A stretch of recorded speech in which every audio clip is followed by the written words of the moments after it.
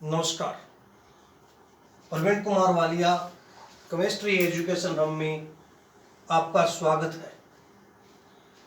आज हम polymer relation को आगे बढ़ाते हुए कुछ सिंथेसिस या संश्लेषित बहुलकों का अध्ययन करेंगे। सिंथेसिस पॉलीमर या संश्लेषित बहुलक या कृत्रिम बहुलक का हम अध्ययन करेंगे। इसके अंदर कौन कौन सी एकलक इकाइयां पाई जाती है इसके बारे में भी अध्ययन करेंगे। तो हेडिंग लगाते हैं संश्लेषित बहुलक। संश्लेषित बहुलक या कृत्रिम बहुलक। कृत्रिम बहुलकों में सबसे पहले हम पॉलीथीन के बारे में पढ़ते हैं। पॉलीथीन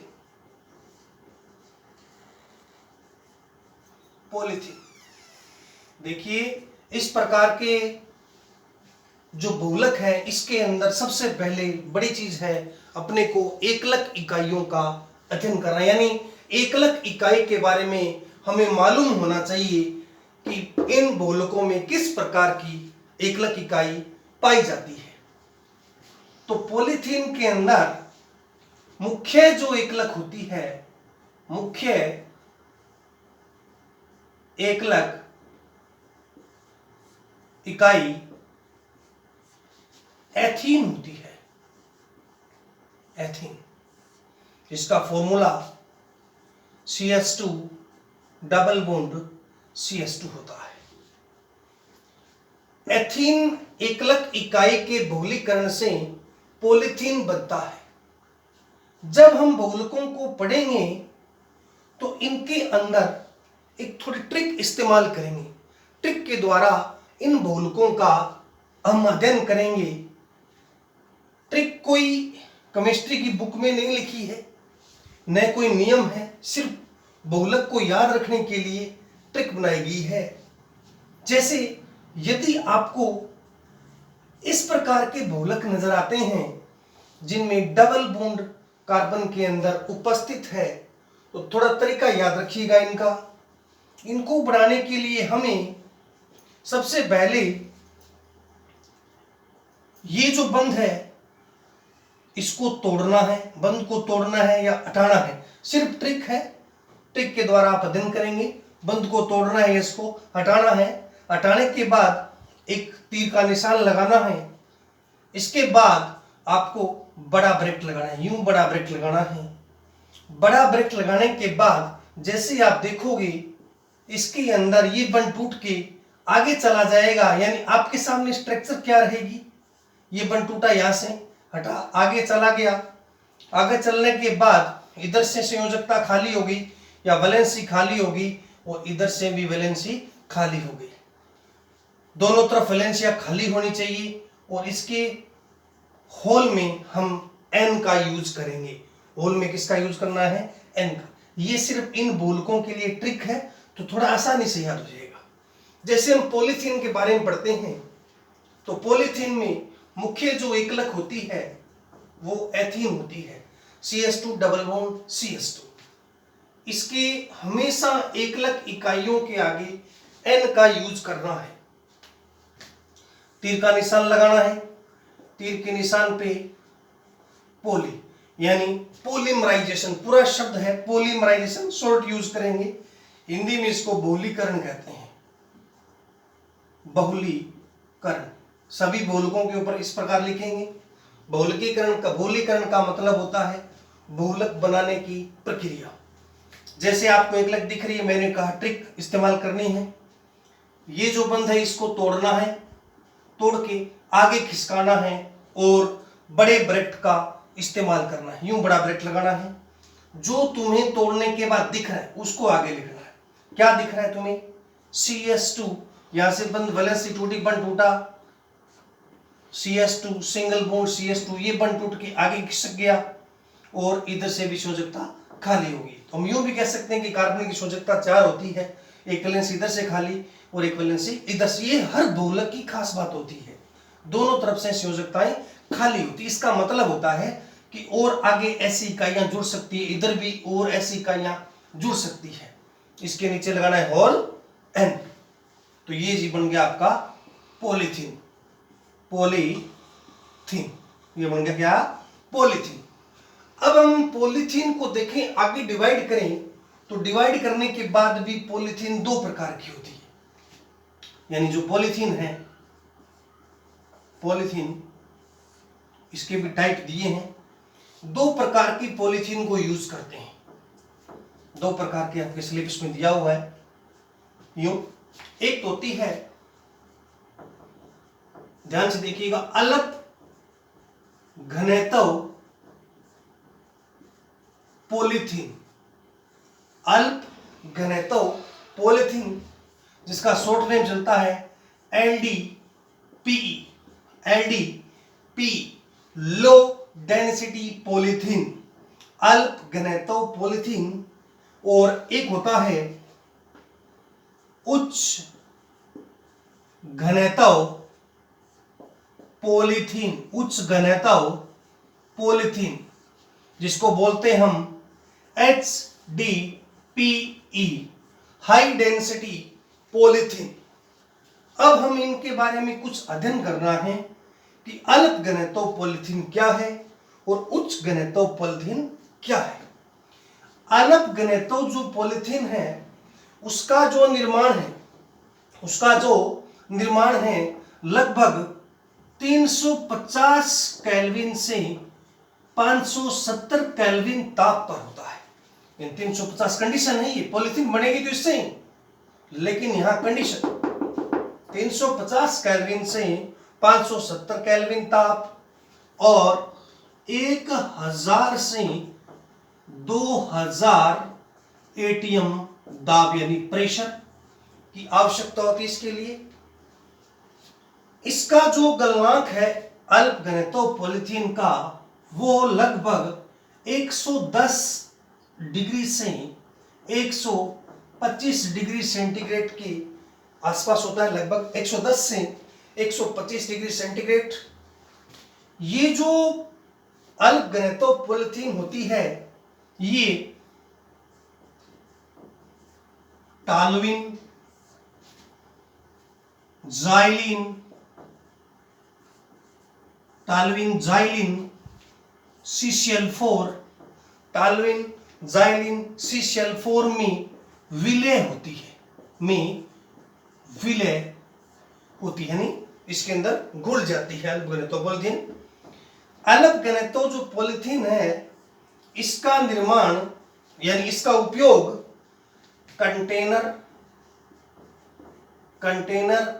या जो डिस्पोजल आते हैं, डिस्पोजल जो अपने यूज करते हैं शादी के अंदर, फंक्शन के अंदर, उसके अंदर इसका उपयोग किया जाता है अल्प घनत्व पॉलीथीन का। जबकि उच्च घनत्व पॉलीथीन है, इसकी जो फॉर्मेशन है वो 333 केल्विन से 433 केल्विन ताप, 333 केल्विन से 433 केल्विन ताप पर इसकी फॉर्मेशन होती है। और जो प्रेशर है लगभग 6 से 7 एटीएम रखा जाता है, दाब यानी 6 से 7 एटीएम। इसका जो गलनांक होता है, इसका जो गलनांक है वो लगभग 144 डिग्री सेंटीग्रेड से 150 डिग्री सेंटीग्रेड के आसपास होता है। 144 डिग्री सेंटीग्रेड से 150 डिग्री सेंटीग्रेड के आसपास होता है। जबकि जो विलायक है जैसे टॉलुइन है, ज़ाइलिन है, CCl4 जिसको अपन कार्बन टेट्रा क्लोराइड कहते हैं, इनके अंदर यह बहुत ही कम घुलनशील होती है।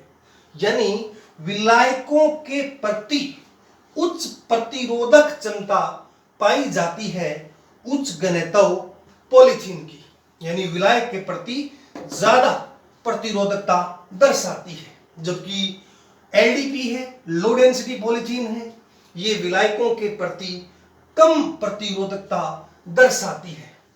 उच्च घनत्व पॉलीथीन का जो उपयोग है वो खिलौने हैं, घरेलू सामान है, इसके अंदर किया जाता है। तो हमने पढ़ा पॉलीथीन के बारे में। पॉलीथीन दो प्रकार की, एक तो अल्प घनत्व पॉलीथीन और एक उच्च घनत्व पॉलीथीन। इसके बाद हम दूसरा बहुलक पढ़ते हैं, ध्यान से देखिएगा। इसके अंदर एकलक इकाई भी अपने को याद रखनी है। दूसरा हम बहुलक पढ़ते हैं पीवीसी, पॉलीवाइनिल क्लोराइड।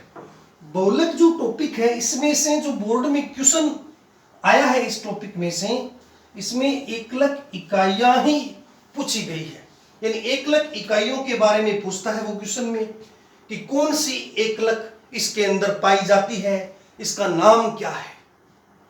जैसा कि हमने पहले भी बताया है कि इस लेसन में से एक एक नंबर के छोटे छोटे 3 क्वेश्चन आते हैं। आगे बढ़ते हुए हम टॉपिक पे दूसरा पढ़ते हैं हम पीवीसी, नाम है पॉलीवाइनिल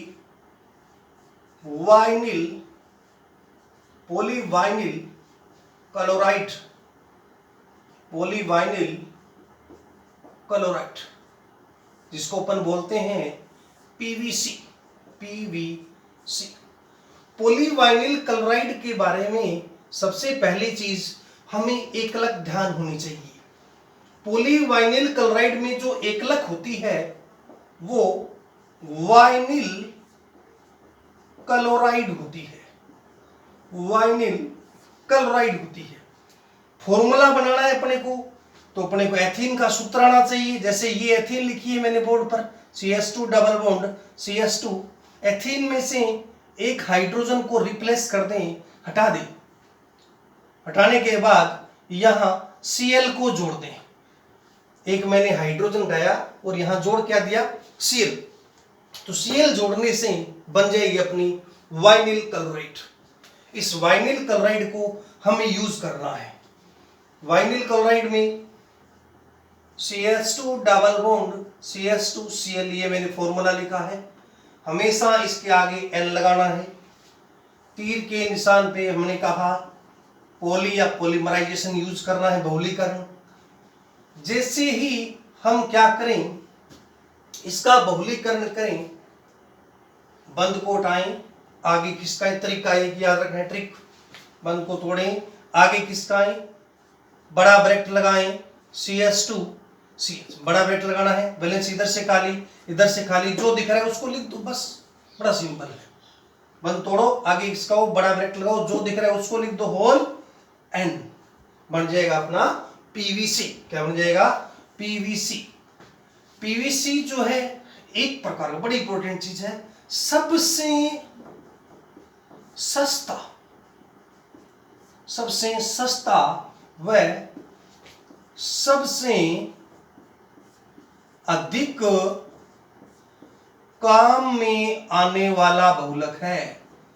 सबसे सस्ता व सबसे अधिक काम में आने वाला बहुलक है, यानी सबसे ज्यादा इसको यूज करते हैं और सबसे सस्ता भी ये बहुलक है।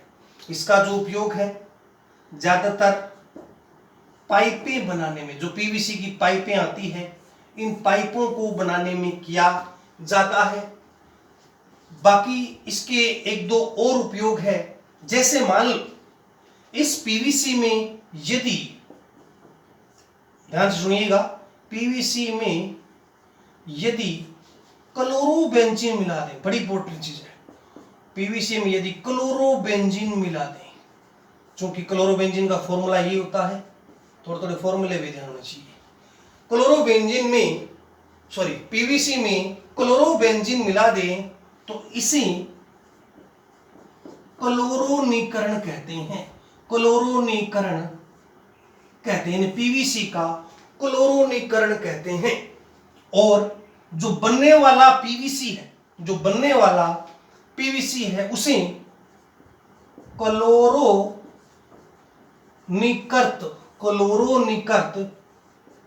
पीवीसी कहते हैं। क्लोरोनिकृत पीवीसी कहते हैं, यानी जो क्लोरोनिकृत पीवीसी है इसका उपयोग फर्श की पॉलिश, जो फर्श होते हैं अपने, फर्श की पॉलिश और चिपकने वाले पदार्थ, वेरी वेरी इंपॉर्टेंट, चिपकने वाले पदार्थ बनाने में करते हैं। यदि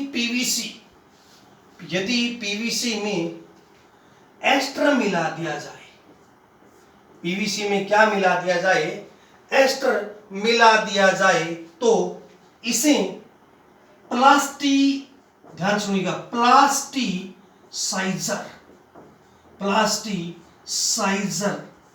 कहते हैं, यानी प्लास्टिसाइजर पीवीसी कहते हैं। यदि पीवीसी में क्या मिला दिया मैंने, एस्टर, क्या मिला दिया, एस्टर, तो इसे क्या बोलेंगे, प्लास्टिसाइजर पीवीसी कहते हैं, जिसके कारण एस्टर मुलायम हो जाता है। क्या हो जाता है, मुलायम। और इसका जो उपयोग है वो वाइनिल चमड़े, वेरी वेरी इंपॉर्टेंट, वाइनिल चमड़े उद्योग में करते हैं। वाइनिल चमड़ा, वाइनिल लेदर बोलते हैं इसको, जो सॉफ्ट होता है, जिसका उपयोग फर्श बनाने में करते हैं। इसका उपयोग कहां करते हैं, फर्श बनाने में करते हैं। अब हम क्या करें, जो पीवीसी है, पीवीसी के बारे में थोड़ा पढ़ा हमने। पीवीसी के अंदर कौन सी एकलक होती है, इसके अंदर वाइनिल क्लोराइड सबसे सस्ता है और सबसे अधिक काम में आने वाला है। उपयोग पाइपें वगैरह बनाने में करते हैं। दो चीजें याद रखनी है इसमें, एक तो क्लोरोबेंजीन मिलाते हैं तो इसको क्लोरोनिकृत पीवीसी कहते हैं, और एस्टर में यदि इसको मिलाया जाता है तो इसे प्लास्टिसाइजर पीवीसी कहते हैं, जिसका उपयोग फर्श की पॉलिश वगैरह है, वाइनिल चमड़ा है, जिसमें ये अपने जो बैग आते हैं, लेदर के बैग, उसके अंदर करते हैं। तो दो अपने बहुलक पढ़ा, एक तो पढ़ा पीवीसी और दूसरा पढ़ा पॉलीथीन। इसके बाद हम अगले बहुलक की तरफ बढ़ते हैं।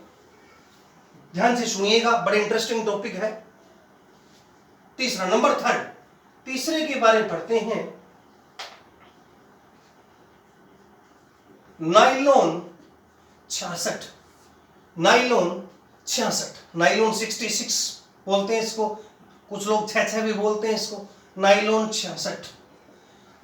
66 में एकलक जो होती है, एक तो होती है इसमें हेक्सामेथिलीन डाइएमीन,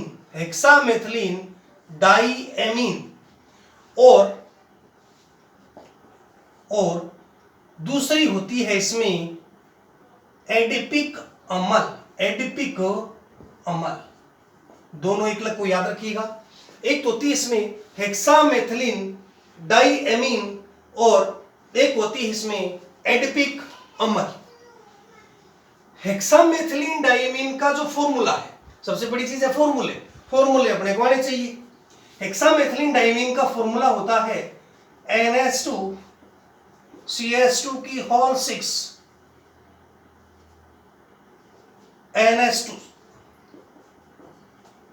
NH2CH2 की होल 6 NH2 हेक्सामेथिलीन डाइएमीन और एडिपिक अम्ल का फॉर्मूला होता है COOH CH2 की होल 4 COOH।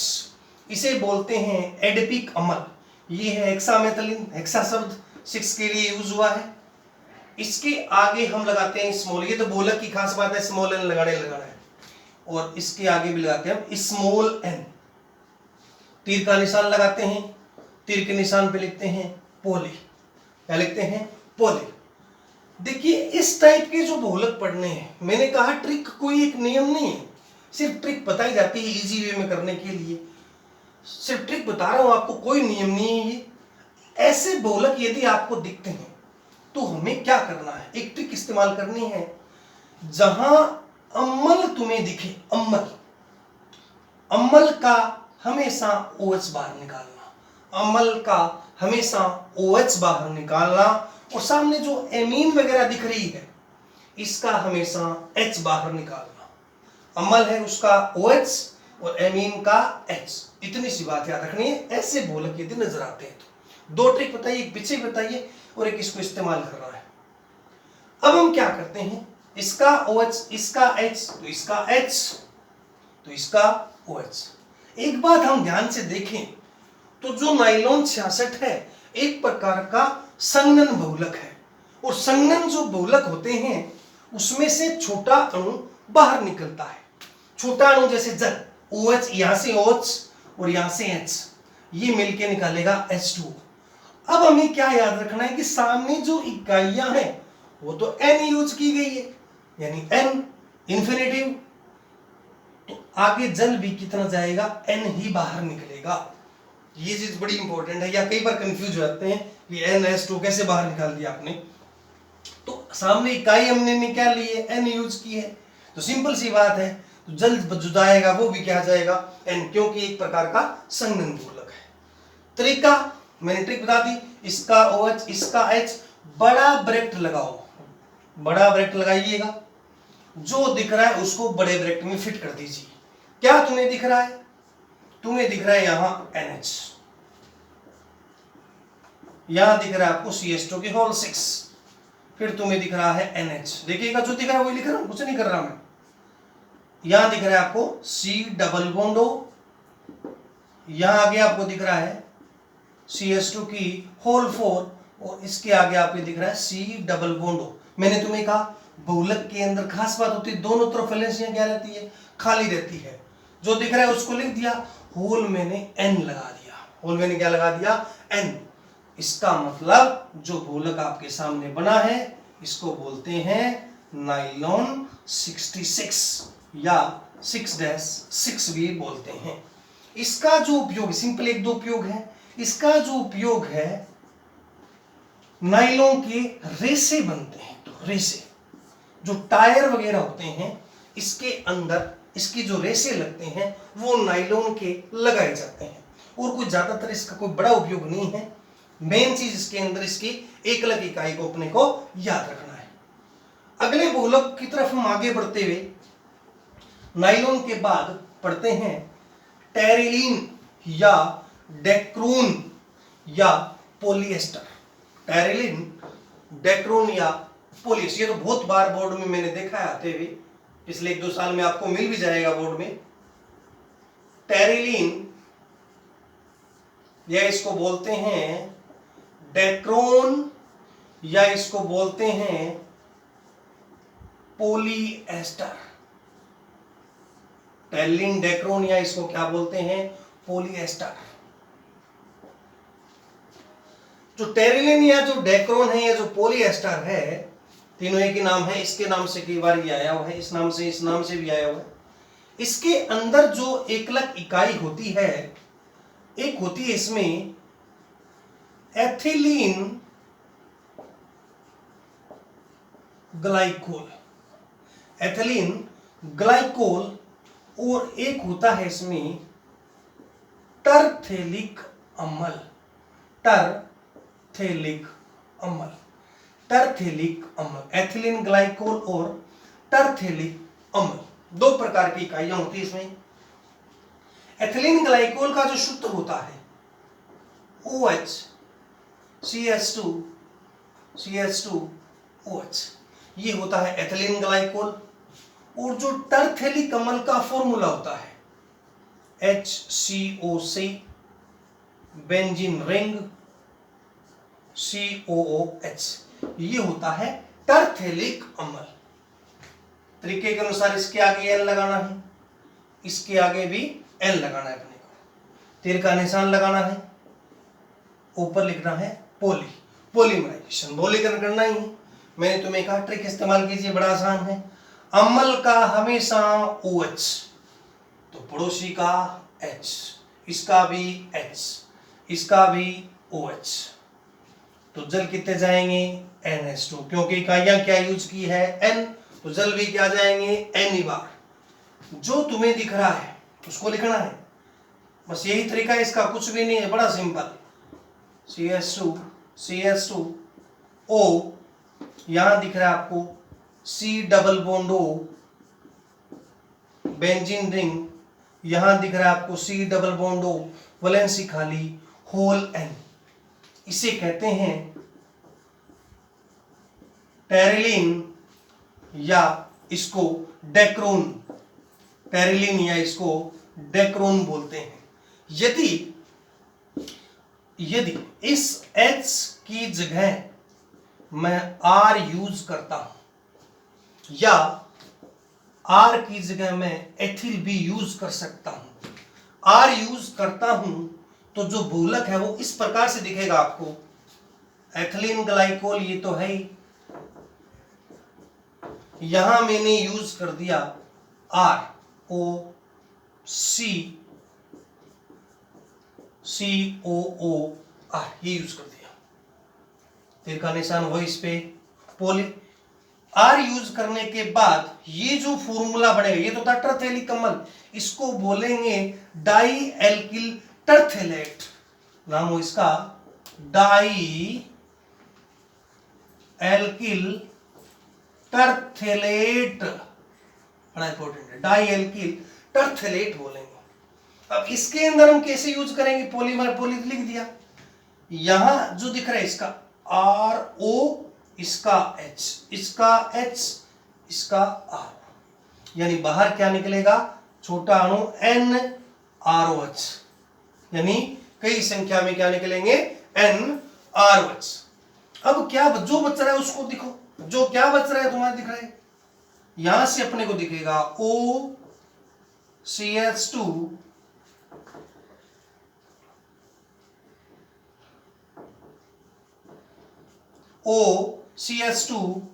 CH2O,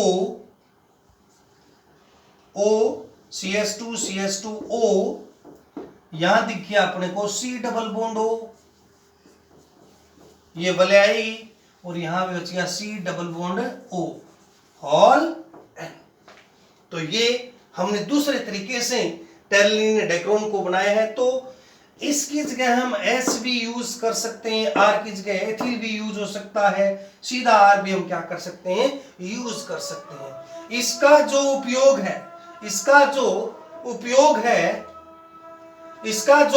उपयोग है ज्यादातर हमारे जो कपड़ा उद्योग है, कपड़े उद्योग के अंदर किया जाता है, जो अपने कपड़े उद्योग है उसके अंदर इसका उपयोग किया जाता है।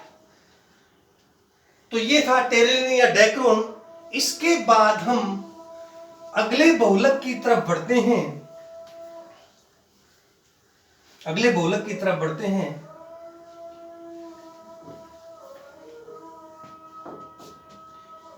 बेकेलाइट। बड़ा इंपॉर्टेंट है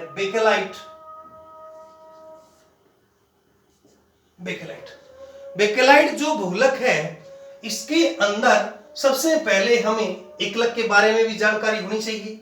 ये जो एक प्रकार का जो बेकेलाइट, पीछे भी बताया हमने, एक प्रकार का ताप दृढ़ बहुलक है। इसके अंदर जो एकलक इकाइयां होती है, फिनोल, एक तो होती है फिनोल, और एक होता है इसमें फॉर्मेल्डिहाइड।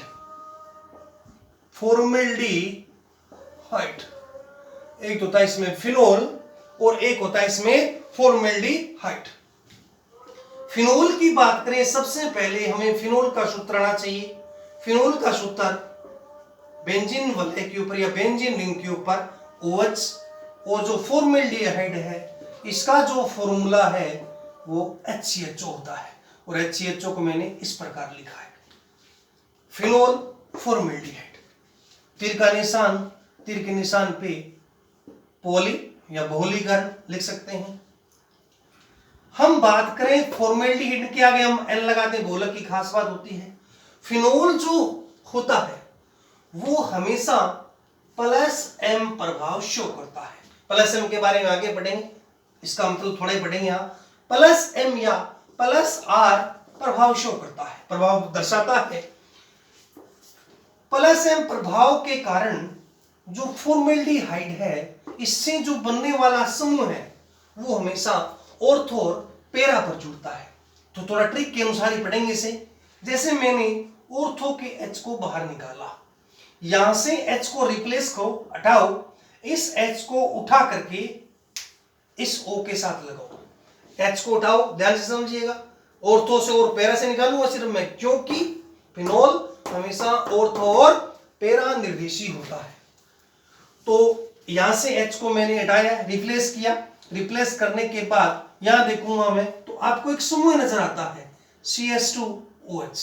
CH2OH कैसे बना, ये H उठ के यहां आ गया, ये CH2 और CH2, ऐसे ही पैरा से भी H बाहर निकलेगा। तो ऑर्थो और जो पैरा स्थितियां हैं, बेंजीन की पोजीशन है, उनके ऊपर जाकर के ये जुड़ जाता है। तो दो प्रकार के आपको उत्पाद देखने को मिलते हैं, एक तो ये मिलता है और दूसरा अपने को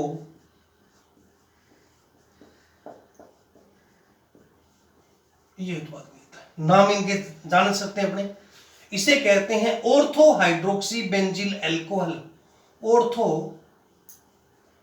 hydroxy benzyl alcohol, ortho hydroxy benzyl alcohol. तो ये ऑर्थो हाइड्रोक्सी, ऑर्थो क्यों कहा, क्योंकि ऑर्थो इसके हिसाब से ये कंडीशन ऑर्थो है, इसके हिसाब से ये कंडीशन पैरा है। तो नाम हो जाएगा इसका पैरा हाइड्रोक्सी बेंजिल एल्कोहल। तो ये भी N इकाइयां यूज की गई, तो सामने भी N ही बनेगी, सामने भी क्या बनेगी, N ही बनेगी। इतना ही चीज याद रखनी है अपने को, N यूज की गई है तो N ही बननी है। अब क्या करें, इनके लिए छोटी सी ट्रिक भी इस्तेमाल करें। ट्रिक में क्या करना है तुम्हें, हम क्या करें, इस प्रकार से 4 बेंजीन वलय बनाएं। ट्रिक से आएगा, बड़ा आसान है ये। ट्रिक से 4 बेंजीन वलय बनाएं। यूं बेंजीन वलय मैंने 4 बना दी, जो तुम्हें दिख रहा है, ये OH, ये OH, ये OH और ये OH। ध्यान क्या रखना है, ऑर्थो के नीचे पैरा, पैरा के नीचे ऑर्थो, बड़ा ध्यान से समझिएगा, ऑर्थो के नीचे पैरा और पैरा के नीचे ऑर्थो। जैसे मान लो मैंने कहा ये ऑर्थो इकाई, क्योंकि ये इकाइयां, इनका आगे बहुलीकरण होगा, बेगलेट तो तभी बनेगा। ये ऑर्थो इकाई है तो इसके नीचे पैरा, इसके नीचे क्या आएगी, पैरा, ये याद रखना है, ऑर्थो के नीचे पैरा, तो इसकी जो पैरा कंडीशन ही होगी। फिर ये ऑर्थो तो ये पैरा, तो ये पैरा, तो ये ऑर्थो होगी, और इसकी ऑर्थो कौन सी होगी, ये ध्यान से देखिएगा, ये ऑर्थो है। क्या किया मैंने, सिंपल चीज, ऑर्थो के नीचे पैरा और पैरा के नीचे ऑर्थो, क्योंकि ये ऑर्थो थी तो ये पैरा, मैंने 4 बेंजीन बनाई, कुछ नहीं किया। और अब इनका करवाना है बहुलीकरण। ध्यान से देखिएगा, यहां हाइड्रोजन है, यहां भी हाइड्रोजन है, यहां भी हाइड्रोजन है, ये OH और ये H, ये OH और ये H, ये OH और ये H, यहां भी हाइड्रोजन है, ये OH और ये H। OH और H मिलके क्या बनाते हैं, जल, तो निकलेगा क्या, NH2, क्योंकि इकाइयां क्या थी, N, तो जाएगा क्या, N। अब तुम्हारे दिमाग में ये आता है कि 4 लिए तो 4 ही जाएगी, 4 नहीं, बहुत सारी और भी इकाइयां आगे जुड़ सकती है, क्योंकि बहुलक के अंदर कितनी भी एकलक इकाइयां हो सकती है, कोई निश्चित नहीं है। अब क्या करें, जो तुम्हें दिख रहा है उसको लिखते हैं। एक ट्रिक है इस्तेमाल की है मैंने सिंपल करने के लिए टॉपिक को, बड़ा ब्रैकेट लगाएं, जो दिख रहा है उसको लिखें। हमें दिख रहा है 4 तो बेंजीन वाले ये दिख रही है, मैं वापिस 4 बेंजीन वाले बनाता हूं, 4 बेंजीन वाले, इसके ऊपर OH तुम्हें दिख रहा है, बोले तो सिर्फ OH OH OH। तुम्हें क्या दिख रहा है, यहां CH2 बचा हुआ है, देखो पीछे CH2, यहां भी क्या बचा हुआ है, CH2 बचा हुआ है, देखो। और तुम्हें क्या दिख रहा है, ये CH2 बचा हुआ है, और तुम्हें क्या दिख रहा है, यहां भी एक CH2 बचा हुआ है क्योंकि OH गए बाहर, CH2। इधर से संयोजकता खाली, इधर से संयोजकता खाली, इधर से संयोजकता खाली, इधर से संयोजकता खाली, क्योंकि मैंने कहा है कि जो बहुलक है उसमें दोनों तरफ संयोजकताएं खाली रहती है। और होल लगा दें N, होल क्या लगा दें N, तो ये बन गया जी अपना बेकेलाइट। क्या बन गया, बेकेलाइट। इसी प्रकार से मैंने ऑर्थो और पैरा यूज की है, ऑर्थो और पैरा यूज की है। यदि मैं क्या करूं, इसकी जगह सिर्फ ऑर्थो इकाइयां यूज करता हूं थोड़ा सा। और देखिए इसी बेकेलाइट के अंदर देखें, यदि मैं ओनली ऑर्थो, यदि सिर्फ ऑर्थो इकाई यूज करें, सिर्फ ऑर्थो, तो बहुलक बनता है नोवोलेक। बहुलक क्या बनता है, नोवोलेक।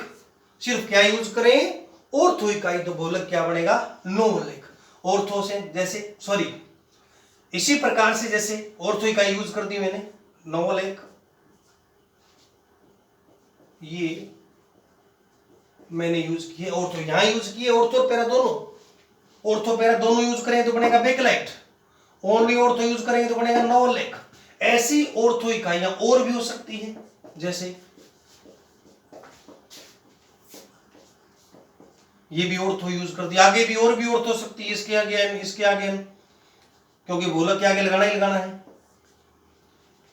ये H, यहां H है और ये OH, आगे भी H और होगा, और भी इकाई होगी, इसका OH, ये वैलेंस इधर से खाली हो जाएगी।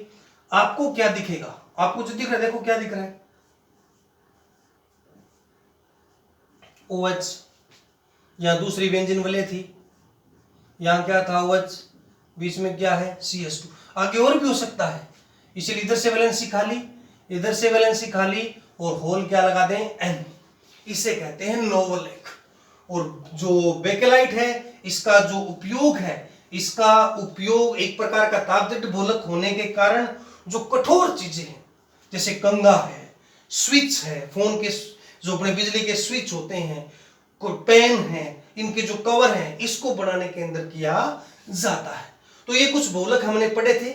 नेक्स्ट वीडियो में और भी आगे इसके बाद बहुलक आएंगे, इसको भी अपन पढ़ेंगे। जय हिंद, जय भारत।